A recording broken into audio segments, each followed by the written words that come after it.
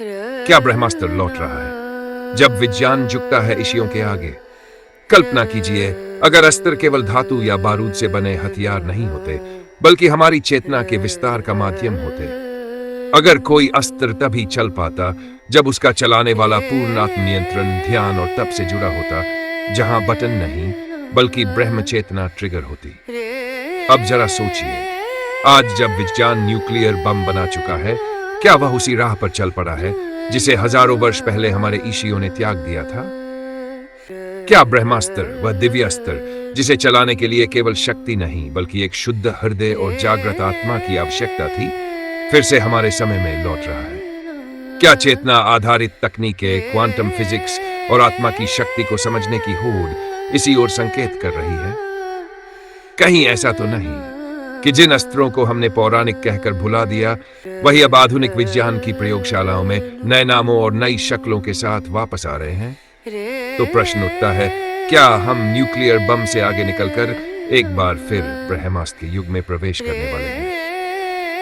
एक ऐसा नाम जिसे सुनते ही समय थम जाता है, हवा स्थिर हो जाती है और चेतना किसी अनजानी शक्ति को महसूस करने लगती है।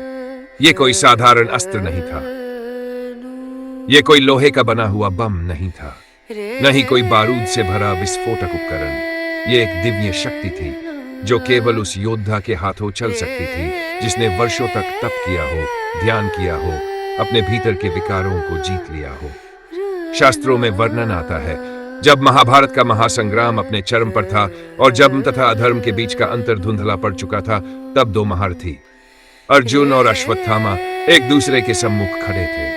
दोनों ने ब्रह्मास्त्र का संकल्प लिया, एक साथ दो ब्रह्मास्त्र, और पूरा ब्रह्मांड थर्रा उठा। आकाश की दिशा बदलने लगी, धरती तपने लगी, सप्तर्षियों की चेतना कांप उठी, और तब स्वयं श्री कृष्ण ने हस्तक्षेप किया, क्योंकि यह अस्त्र केवल शरीरों को ही नहीं बल्कि पीढ़ियों को नष्ट कर सकता था, गर्भस्थ शिशुओं तक को प्रभावित कर सकता था। यह अस्त्र समय के नियम को चुनौती देता था।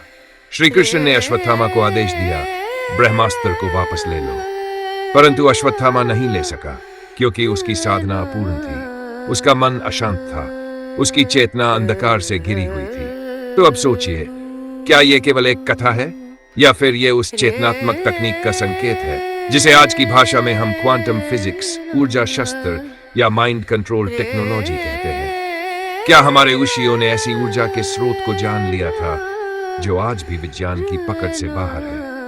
और अगर यह सच है, तो क्या वह शक्ति फिर से जागने लगी है? आज का विज्ञान ऋषियों का वारिस। आज जब हम भारत की मिसाइल टेक्नोलॉजी की बात करते हैं, ब्रह्मोस, अग्नि, सूर्य, तो क्या हम सिर्फ धातु से बनी मशीनों की बात कर रहे हैं या कुछ और कहीं अधिक गहराई से जुड़ी विरासत की? भारत के वैज्ञानिक डीआरडीओ की प्रयोगशालाओं में दिन रात लगे हुए हैं नई ऊर्जा, नई गति, नई क्षमता खोजने में। लेकिन क्या यह खोज नई है या फिर यह पुनस्मरण है उस ज्ञान का जो कभी ध्यान की गहराई में पाया गया था? सोचिए, कभी मंत्रों से संचालित होते थे जो साधक की चेतना से चलायमान होते थे। क्या आज वही शक्ति बटन और कोड की भाषा में प्रकट हो रही है? कभी एक ऋषि के उच्चारित एक बीज मंत्र से दिशा बदल जाती थी।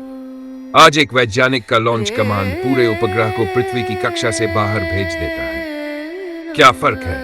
भाषा बदली है, माध्यम बदले हैं, लेकिन क्या आत्मा वही है? और क्या यह महज संयोग है कि भारत के अनेक प्राचीन मंदिरों में हजारों वर्ष पुराने पत्थरों पर रॉकेट जैसी आकृतियां उकेरी गई हैं, ऐसे स्वरूप जिनकी बनावट आधुनिक लॉन्च वाहनों से मेल खाती है? क्या वो केवल कलात्मक कल्पनाएं थी या फिर उस युग की स्मृति जब चेतना और विज्ञान एक थे, जब ब्रह्मज्ञान और ब्रह्मास्त्र साथ चलते थे? भारत की मिसाइलों के नाम भी देखिए, ब्रह्मोस और मोस्कवा का समागम, अग्नि, वही अग्निदेव जिनसे मंत्रों की शुरुआत होती थी, सूर्य, वो ही ज्योति जो नाभिकी ऊर्जा का स्रोत है। क्या यह केवल नामकरण है या फिर एक संकेत कि आधुनिक भारत अपने अतीत की चेतना को तकनीकी रूप में पुनर्जीवित कर रहा है? शायद हमारे वैज्ञानिक आज वही कर रहे हैं जो कभी योगी और ऋषि किया करते थे, पर अब तप की जगह तकनीक है और मंत्रों की जगह कंप्यूटर कोड। लेकिन एक सवाल फिर भी बाकी है, क्या आज का विज्ञान केवल शक्ति बढ़ा रहा है या संयम और धर्म की उस परीक्षा के लिए भी तैयार है जिसके बिना ब्रह्मास्त्र केवल विनाश बन जाता है? अगर विज्ञान ऋषियों की परंपरा का वारिस है, तो क्या हम भी उनके जैसे उत्तरदायी बन पाए हैं? क्या हमने ब्रह्मास्त्र के साथ धर्मास्त्र को भी संभाला है? अब ब्रह्मास्त्र बनाम न्यूक्लियर बम। कल्पना कीजिए दो चित्रों की। एक ओर चमकती सैन्य वर्दी में खड़ा एक आधुनिक जनरल जिसकी उंगली न्यूक्लियर बटन पर है। दूसरी ओर गहन ध्यान में लीन एक ऋषि जिसके नेत्र बंद हैं, पर उसकी चेतना ब्रह्मांड के नियमों से जुड़ी है। एक के पास है एक बम जिसे मात्र एक आदेश से दागा जा सकता है। दूसरे के पास है एक ब्रह्मास्त्र जिसे चलाने से पहले उसे स्वयं को भी तप की अग्नि में शुद्ध करना पड़ता है। न्यूक्लियर बम धातु, बारूद और विज्ञान की शक्ति। ब्रह्मास्त्र ध्यान, मंत्र और धर्म की चेतना। न्यूक्लियर बम के पीछे होता है भय, राजनीति और नियंत्रण की लालसा। ब्रह्मास्त्र के पीछे होता है धर्म, न्याय और आत्मनियंत्रण। न्यूक्लियर बम अगर गिर जाए तो लाखों निर्दोष जीवन क्षण में समाप्त हो सकते हैं, पर ब्रह्मास्त्र वो तभी सक्रिय होता है जब उसके धारक की आत्मा सच्ची हो, जब उसका उद्देश्य केवल धर्म की रक्षा हो। श्री राम ने ब्रभी चलाया जब मर्यादा की सीमा पार हो गई। अर्जुन ने ब्रह्मास्त्र रोक दिया क्योंकि श्री कृष्ण ने कहा यह संसार को जला देगा। लेकिन न्यूक्लियर बम वह विवेक नहीं जानता, वह धर्म का अर्थ नहीं समझता। उसे न संस्कार चाहिए न संकल्प। इसलिए प्रश्न बड़ा है, क्या हम आधुनिक विज्ञान को ब्रह्मास्त्र बना पाए हैं, या हम केवल विनाशकारी बमों के निर्माता बनकर रह गए हैं? क्या हमारी तकनीक में वह संयम है जो एक ऋषि में होता था, या हमने शक्ति को चेतना से अलग कर दिया है?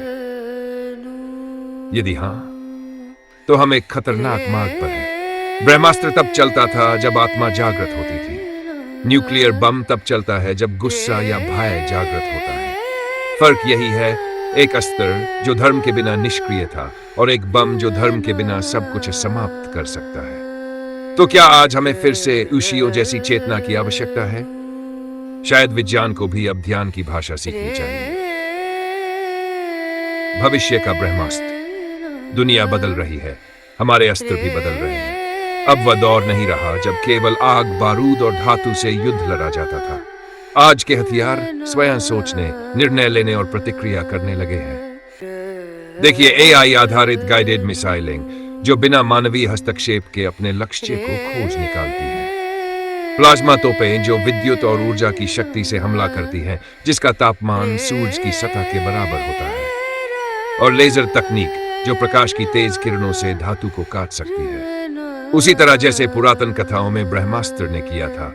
लेकिन यह केवल शुरुआत है, अभी शोध चल रहा है क्वांटम गाइडेंस पर, जहां अस्त्र की दिशा, गति और ऊर्जा सिर्फ भौतिक कारणों से नहीं बल्कि चेतना की तरंगों से नियंत्रित होगी, जिसमें अस्त्र गुरुत्वाकर्षण के नियमों को चुनौती देते हुए हवा में स्थिर रहेंगे जैसे वे अपनी इच्छा से तैर रहे हों। और सबसे चौंकाने वाली खोज है साइलेंट वेपन टेक्नोलॉजी, जहां हथियारों का हमला ध्वनि या किसी भी प्रकार के संकेत के बिना होता है, बस परिणाम होता है जो दिखता नहीं लेकिन महसूस किया जाता है। यह सब कहां जा रहा है? वहीं पर जहां विज्ञान और आध्यात्म का संगम होता है, जहां तकनीक केवल मशीन नहीं, एक जीवित चेतना का रूप लेती है। इन प्रयोगशालाओं में जहां वैज्ञानिक गणित और फिजिक्स के सूत्रों के बीच काम करते हैं, कुछ वैज्ञानिक ऐसे भी हैं जो गहरे ध्यान और मंत्रों के साथ जुड़े हैं। संस्कृत के प्राचीन मंत्र जो विद्युत और ऊर्जा के रहस्यों को खोलते हैं, अब डिजिटल कंप्यूटरों में भी दर्ज हो रहे हैं। क्या यह संयोग है या फिर एक साक्ष्य कि हम उसी रास्ते पर चल रहे हैं जहां से ऋषियों ने ब्रह्मास्त्र की ऊर्जा को खोजा था? क्या वह दिव्य शक्ति जो कभी तप, ध्यान और परम सत्य की खोज से जागृत होती थी, अब आधुनिक विज्ञान के उपकरणों के माध्यम से पुनः जग रही है? भविष्य के ब्रह्मास्त्र केवल अस्त्र नहीं होंगे, वे होंगे चेतना के विस्तार। एक ऐसा अस्त्र जो केवल मांस और मशीन का मेल नहीं बल्कि आत्मा और तकनीक का सम्मिलन होगा। ऐसे अस्त्र जो न केवल विनाश करे बल्कि युद्ध के नियमों को ही बदल दे। पर प्रश्न यही है, क्या हम तैयार हैं उस शक्ति के लिए? क्या हम अपने अस्त्रों को केवल मशीन समझेंगे या उनमें छुपी चेतना को भी समझेंगे? क्या विज्ञान का भविष्य केवल शक्ति का प्रदर्शन होगा या वह एक नई चेतना की खोज होगी? यदि ब्रह्मास्त्र फिर से लौटे तो वह एक नई दुनिया की शुरुआत होगी, जहां शक्ति और विवेक, धर्म और विज्ञान एक साथ कदम बढ़ाएंगे। तो क्या हम उस युग के संरक्षक बनेंगे या केवल विनाश के पर्यवेक्षक? ये सवाल केवल वैज्ञानिकों का नहीं, हर एक मानव का है, क्योंकि भविष्य का ब्रह्मास्त्र वह अस्त्र है जो हम अपने भीतर जगाएंगे। मंत्रों का विज्ञान। मंत्र केवल पूजा विधि या धार्मिक उच्चारण नहीं थे। यह एक अत्यंत सूक्ष्म और गूढ़ विज्ञान था जो ध्वनि की प्रकृति और उसकी ऊर्जा को समझता था। प्राचीन ऋषि और मुनि जानते थे कि ध्वनि केवल हवा में तरंग नहीं, बल्कि एक शक्तिशाली ऊर्जा है जो पदार्थ के मूल तत्वों तक पहुंच सकती है। कल्पना कीजिए, जब कोई ऋषि ध्यान में बैठकर मंत्र जाप करता है तो उसकी आवाज से निकलने वाली ध्वनि तरंगें जल के अणुओं में कंपन उत्पन्न करती है। यह कंपन इतना सटीक और सामंजस्यपूर्ण होता है कि जल की संरचना बदल जाती है। आज विज्ञान भी यही कहता है, ध्वनि का प्रभाव पदार्थ पर होता है। यह कोई पुरानी कहावत नहीं, बल्कि प्रयोगशाला में सिद्ध हो चुका तथ्य है। विभिन्न आवृत्तियों फ्रीक्वेंसी की ध्वनि तरंगे पदार्थों के अणुओं को हिला सकती है, उनके बीच के बंधन तोड़ सकती है और नई ऊर्जा को उत्पन्न कर सकती है। जब हम इन प्रयोगों को ध्यान से देखें तो हमें पता चलता है शायद वही मंत्र थे जो प्राचीन ब्रह्मास्त्र की चाबी थे। उन मंत्रों के उच्चारण से न केवल प्राकृतिक नियम प्रभावित होते थे, बल्कि ऊर्जा को भी नियंत्रित किया जाता था। यह ऊर्जा जो मानव चेतना और ब्रह्मांड की चेतना के बीच पुल का काम करती थी। आज भी कई मंदिरों में, वेदों और पुराणों में हम देख सकते हैं वे संकेत जहां मंत्रों के माध्यम से शक्ति और ऊर्जा के गूढ़ प्रयोग बताए गए हैं। और आधुनिक विज्ञान के शोधकर्ता भी ध्यान और मंत्रों के प्रभाव पर प्रयोग कर रहे हैं। माना जाता है कि ध्यान की स्थिति में मस्तिष्क की तरंगें ध्वनि तरंगों के साथ तालमेल बैठाकर सजीव पदार्थों को भी प्रभावित कर सकती है। क्या यही वह दिव्य विज्ञान था जिसे हम ब्रह्मास्त्र कहते हैं? क्या मंत्र केवल शब्द नहीं, बल्कि उस ब्रह्मांडीय शक्ति की भाषा थे जो पदार्थ और ऊर्जा को रूपांतरित कर सकती थी? जब हम इस रहस्य को समझेंगे तब हमें पता चलेगा कि विज्ञान और आध्यात्म का यह संगम हमारे अस्त्रों और ऊर्जा के स्रोत की असली जड़ है। तो सवाल उठता है, क्या हम अपनी उस प्राचीन विरासत को समझ पाएंगे? क्या हम फिर से उस ऊर्जा को जगाएंगे जो कभी ब्रह्मास्त्र को संचालित करती थी? शायद यही वह शक्ति है जो हमारे भविष्य के अस्त्रों को जीवंत करेगी और हमारे अस्तित्व को नई दिशा देगी।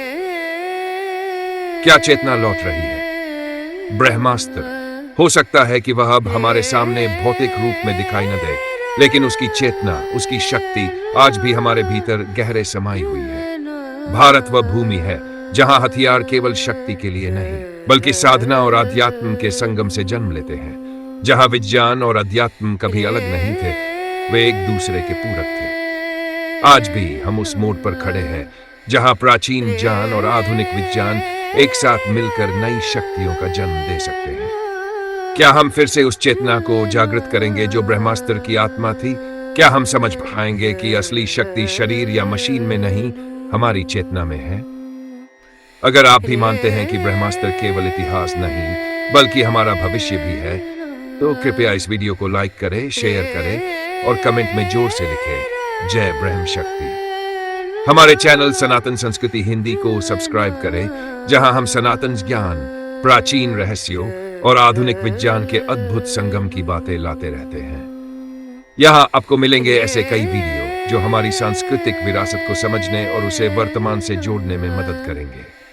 तो जुड़िए हमारे साथ और चलिए इस महान यात्रा में हम सब मिलकर आगे बढ़ें। जय सनातन, जय भारत।